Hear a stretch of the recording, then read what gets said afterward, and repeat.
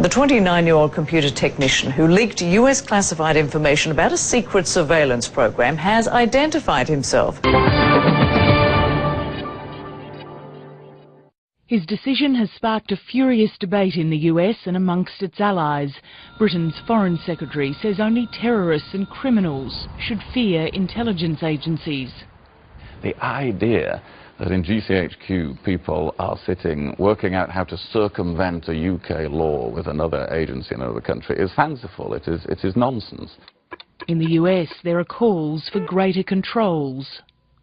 Get a warrant, go after a terrorist or a murderer or a rapist, but don't troll through 1 billion phone records every day. It's an opportunity now to have a discussion about the limits of surveillance, how we create transparency, and above all, how we protect Americans' privacy. Edward Snowden says he copied top-secret documents, packed his bags, and went to Hong Kong to share them with The Guardian's Glenn Greenwald. Snowden's claim is contradicted by what the Director of National Intelligence told us exclusively on Saturday. We are under strict court supervision and have to get strict. So the notion that we're trolling through everyone's emails and voyeuristically reading them or listening to everyone's phone calls is on its face absurd.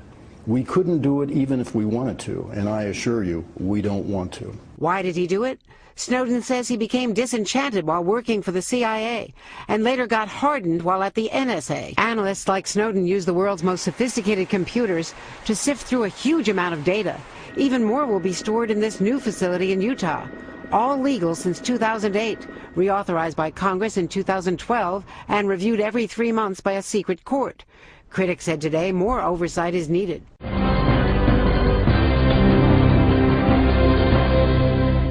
Snowden has said he wants to seek asylum in a foreign country. Reports about the program say officials at the National Security Agency have been seizing telephone and email records of U.S. citizens.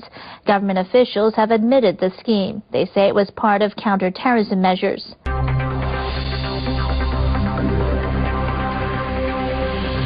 I think that the public is owed an explanation of the motivations behind the people who make these disclosures that are outside of the democratic model.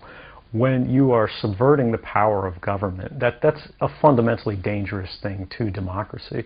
And if you do that in secret consistently, as the government does when it wants to benefit from a secret action that it took, it'll kind of give its officials a mandate to go, hey, tell the press about this thing and that thing, so the public is on our side.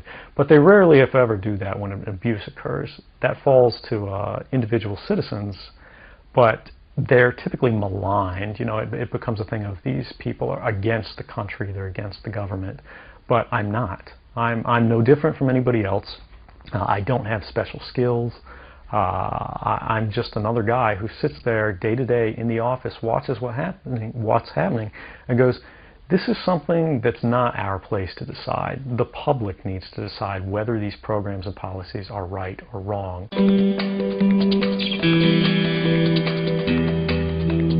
The surveillance program, codenamed PRISM, is said to enable the NSA to tap directly into servers of 9 internet firms, including Facebook and Google. It means the security agency has access to emails, web chats, passwords and other communications which it says are vital in its fight against terrorism.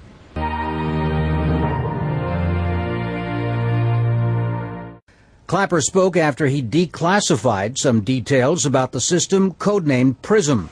He described it as an internal government computer system used to collect foreign intelligence information through Internet service providers under court supervision.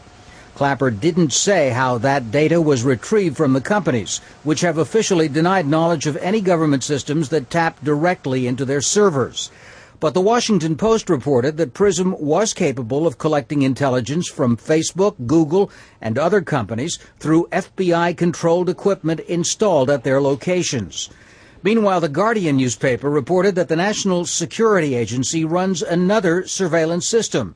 In March alone, it collected 97 billion pieces of intelligence from computer networks around the world. Iran topped the list of countries surveyed, followed by Pakistan, Jordan, and Egypt. Administration officials say key members of Congress have been informed about the scope of the surveillance program. President Obama last week denied the government was listening in to private telephone conversations, but said that some surveillance was necessary in order to prevent terrorist attacks.